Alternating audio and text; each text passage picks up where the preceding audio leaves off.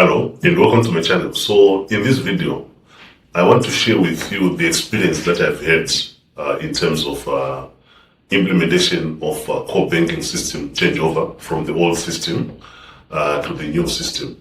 I've been implementing core banking systems for the last 2 decades, and I thought it's necessary for me to share with you the mindset that you should carry with you in terms of how we are supposed to implement a project that is related to changeover of core banking system from the old system to the new system.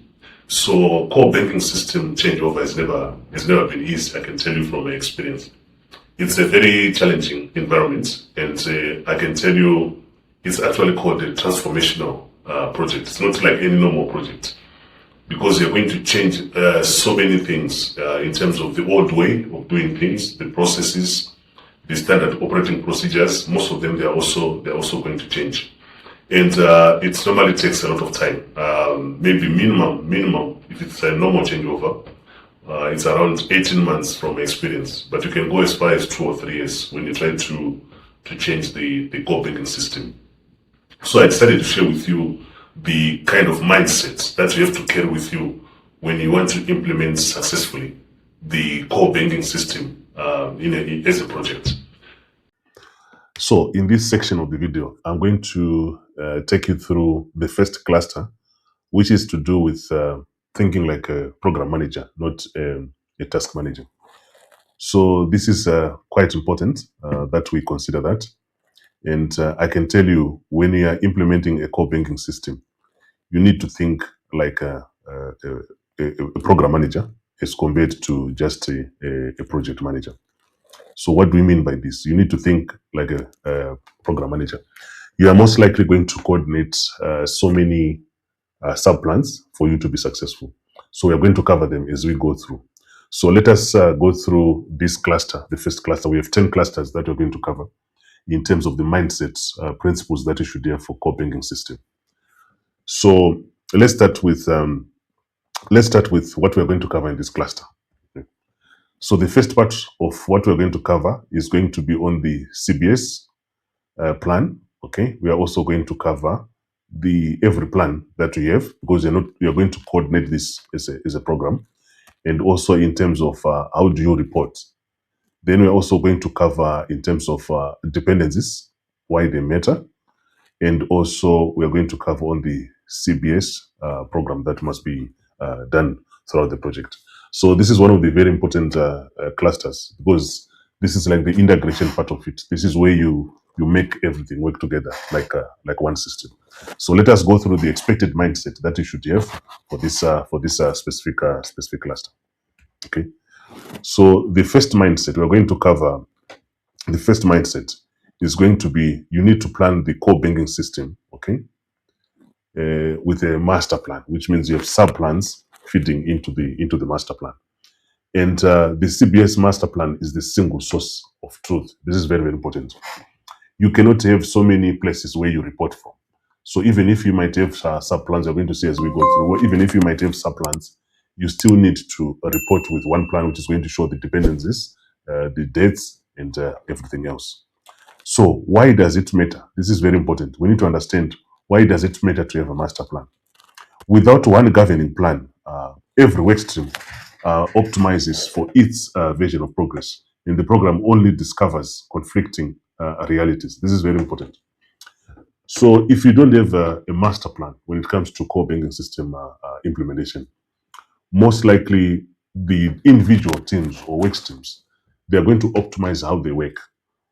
In some cases, you might find there could be some dependencies which are not coming out as they work in silos or in individual plans. You can only see those dependencies when you bring all those sub-plans into one master plan.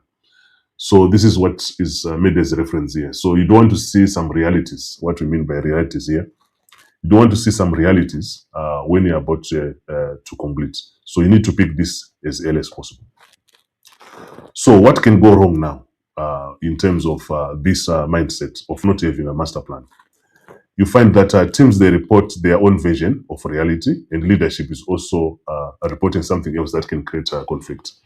So it's very important that you consolidate all these into one master plan. Otherwise, you start reporting different things between the team members and also the project leadership. So what is the correct mindset that the project manager should apply? Project manager is supposed to use one integrated plan to govern scope, okay, to govern dates, and also to govern dependencies and also decisions. This is very important. So when you have got one consolidated plan, you have a bigger picture in terms of how the project is actually progressing in terms of changing the core banking system. So when you have a bigger picture, you know the dependencies, which is very important. And you can also make the right decisions when you have a bigger picture. And also you can check the readiness of the project or any phase throughout the project. So it is also very important to have this specific mindset. Always have a core banking system, CBS, master plan as the single source of information. So if you want to look at the real world scenario, 2 weeks, okay, 2 weeks before planned SIT dates, the data migration lead and also the testing head present their own schedule to the steering committee. The dates, they don't match, okay? Or neither the team know a week lost reconciling these plans. So what does it mean in this real scenario? It means the data migration and the testing team, they have different schedules, which are not being coordinated. So at the end of the day, they are reporting different versions and also different status of the progress. So they end up losing a week in trying to consolidate this into one. So if the proper mindset was actually applied, which is the master plan issue, this particular issue or scenario was not going to arise. So what are the practical actions or checklists that must be done? Okay. So the first one is you confirm you've got one master plan that exists. This is very important. Don't run the project without a master plan. Make sure you have at least one. And you also run weekly cross workstream dependency reviews. So why do we need this? You want to make sure that all the dependencies, they are well coordinated and they are pointing to the same area. Then also, you also want to eject any subplans that are tracked or reported outside the master plan.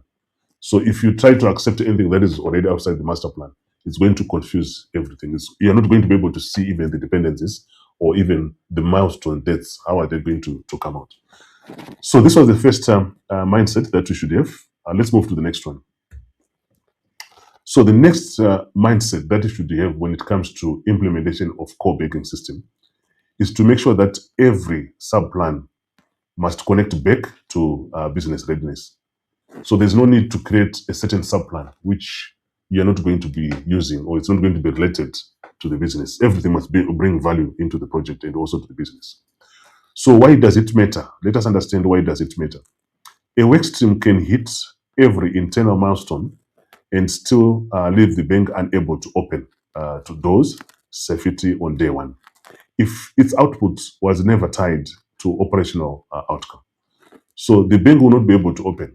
It must be linked to the business. So whatever has been done in terms of the subplans, it must be linked to business. It must enable the bank to proceed with its operations when it opens or when it starts using the system. So what can go wrong? Sorry. So what can go wrong?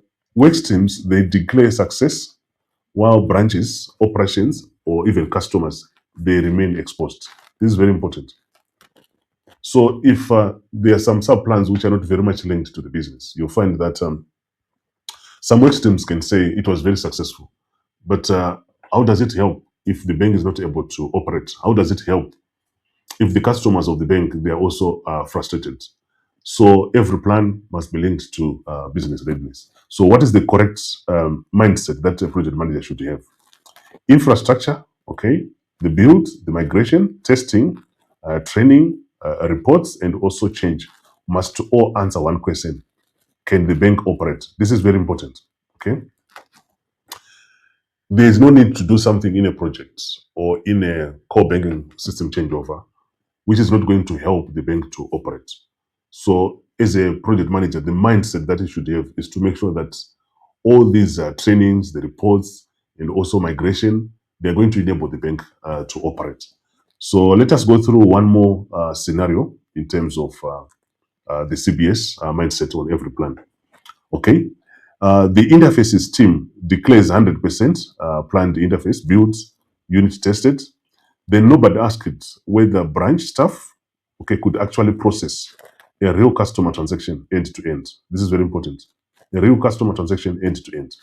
And during HAT, 3 critical gens failed immediately. Okay. So what does this mean?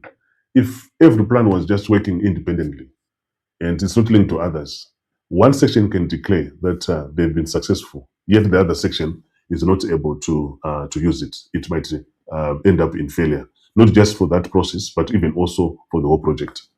So what are the practical actions or checklists that must be applied? You should translate each subplan workstream, okay, to be on the readiness statement. This is very important. It must translate to readiness. Then you can also ask the bank operation, can the bank operate on this, okay, before accepting workstream is done. So a workstream cannot just say they're done.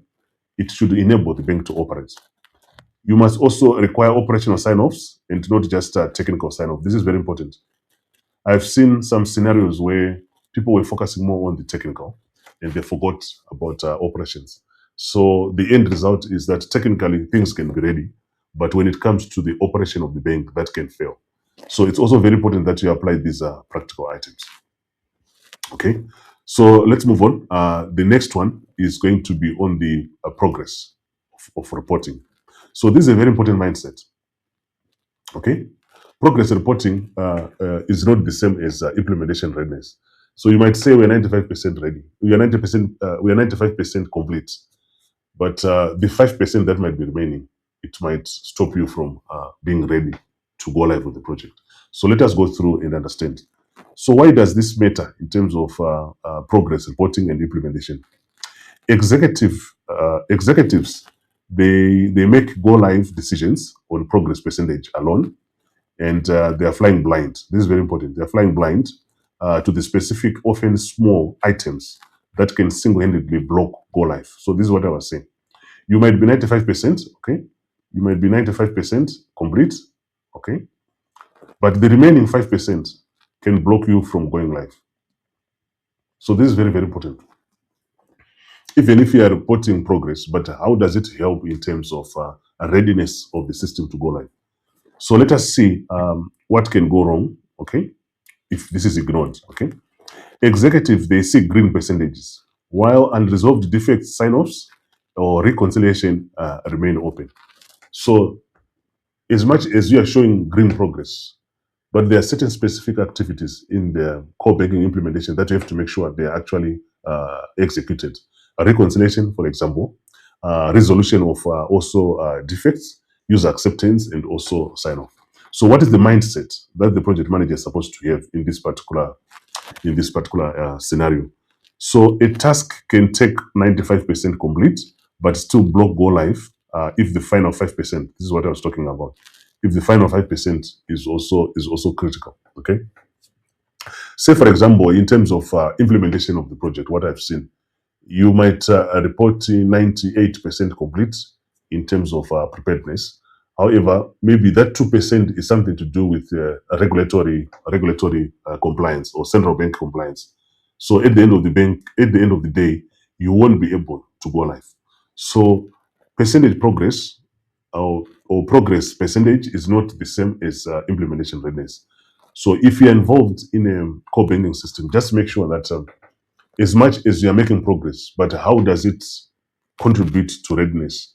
Or what percentage is actually going to contribute to percentage? Or what do we have to make sure that it's in place to contribute to readiness? So let us look at one scenario on this particular mindset. The steering committee, okay, they see 95% complete on the dashboard, okay, for the 3 consecutive weeks. You are reporting 3 consecutive weeks, and then what the percentage hides is that missing 5%. So this is very important. What exactly is in that missing 5%? It could be geo posting logic, okay, or even term deposits in a project. Then a defect blocks every deposit. So which means that small portion, if your GL, for example, is not posting, even if the channels they are working, it's unlikely that you are ready to go live. So you must have that mindset to make sure that whatever you're reporting is percentage progress, how does it contribute to readiness into the project? So let us look at the practical actions or checklists that we talk about here. You need to report a readiness, okay, using evidence, using open blockers, and also a residual risk, not just a percentage only, okay? This is a very important point. When you are reporting to executive, especially the steering committee or project board, you have to make sure that you are reporting based on evidence, okay? You are also reporting based on open blockers, because a blocker is something that is going to stop you from progressing. So you have to make sure that you are also reporting in terms of that. Then the practical action number 2 is you need to ask what specifically sits inside the unfinished portion, okay?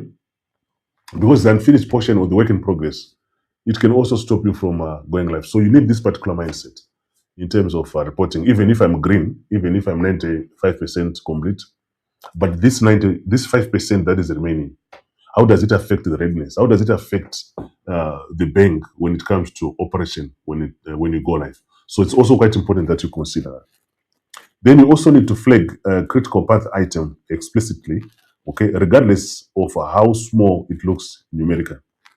So a critical path is the longest path that you can have in your project plan. It is the actual period that you need to take for you to implement the project. And most of the critical path activities or deliverables, they don't have any float, which means you cannot delay them without delaying the project. So it is also important that you understand this critical path when it comes to this particular mindset. Right, let us look at the other mindset. We are looking at dependencies. They matter more than individual optimism. So what do we mean by this? Or why does it matter? A core banking system, which is a CBS program, is a web of dependencies, okay? One team's optimism about their own delivery means nothing, okay, if it depends on another team unresolved blocker. So, like I said earlier, this is a program of coordinated activities. So even if one activity is completed and the other ones, they're still pending, it makes it difficult to progress. I've seen it in one of my projects when we were changing the core banking system. Everyone else was ready, and I can tell you the project was delayed by 3 months. Why? Because the data migration workstream was not ready. Everyone else was ready, whether it's infrastructure, is the channels, the training, the change, everything else was ready. Reporting, testing was done. But in terms of the data cleansing, that was not completed. So that project, we ended up being delayed by 3 months because of the data cleansing, which was not done. So that is why we're saying dependencies, they matter, okay? This is very important. They matter more than individual optimism. So that coordination is also very important. So what does it, how does it go wrong? Or if it goes wrong and ignored, what happens? Testing waits for environments, and training, they wait for configuration reports, they wait for data. So if there's no coordination, people are waiting for a blocker to be removed in one of the streams. So what is the mindset that is expected for the project manager? The CBS failure often hides between work streams and not inside single work streams. So remember our class, we're looking at the program integration. So in most cases, you find one work stream is ahead of the other one. And even if you complete the other work stream, because of the dependencies that you normally find in a core banking system implementation, you won't be able to proceed. So it's very important as a mindset that you need to make sure that not just the work stream analysis is very important, but the coordinated analysis of the whole program is very important. So let us look at a real scenario. The training team, they plan to start branch training in 2 weeks, okay? They are confident in their own readiness. They don't know that the role-based menu configuration they depend on is still being redesigned. They don't know that the role-based configuration they depend on is still being redesigned, which means there's a blocker, there's a dependence. Training material will be obsolete before this is even delivered. So which means whatever training materials they have, they can't use it because the design is going to change. So they're not going to be able to use it. So that coordination is also very important between the design team and also the training team. So what are the practical checklists from here? You need to run a dedicated cross workstream dependence, which is separate from status meeting, just to make sure that you see there are no dependencies. And you also need to check dependence owners, the due dates, and also consistency of missing each of them. This is very important. If there's a dependence owner, they are responsible to make sure that it's actually acted upon. Then the other items also is to treat unresolved dependence as a program and also as a risk, okay? And also not just an individual workstream problem. So if there's going to be any problem in any workstream, unresolved issue, you have to make sure that that is resolved. Otherwise, it's going to affect everything else. All right. Then the next one is also on the program must be managed through integration, not isolation. So which means the program must be managed as a coordinated system, not individuals. So why does it matter? We find that a program is run as a set of isolated workstreams who always miss interface between them. The dependencies, if you run it as an individual item, it will always miss these ones. All right. So what goes wrong if this is ignored? Okay. You find that each team optimizes locally and the overall changeover becomes fragmented. This is very important. In a program for core banking changeover, what I have to make sure is done on a weekly basis. We have meetings to make sure that there are no dependencies between the teams and we iron them out. So what is the mindset that the project manager is expected to have? The project manager must see the whole bank and not just project activities. So you need that coordination. Look at it as the bigger picture, the whole bank. How is it going to operate, not isolated items? So one scenario that we might have is 9 of 10 workstream report green on the readiness dashboard, okay? And leadership assumes the program is nearly ready until a readiness workshop reviews none of the 9 have actually is actually validated their interdependence with each other. So this is very important. Even if they are ready, but have you managed to validate the interdependence? Otherwise, this is going to be a failure. So what are the practical actions or checklists that you have to check from here? The first one is you need to build a single integrated readiness dashboard, which means you put together everything. Remember, you have a master plan. You put together everything, then you report from there. That's an integrated dashboard. Then you also need to force explicit interface between plans, okay?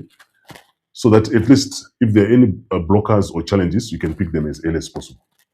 Then you also need to review the program as one system, not as a separate project sharing a name. This is very important.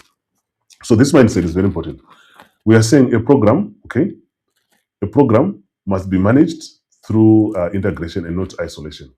Programs, you are going to have sub plans. So make sure that this is also managed as one, not as isolated items.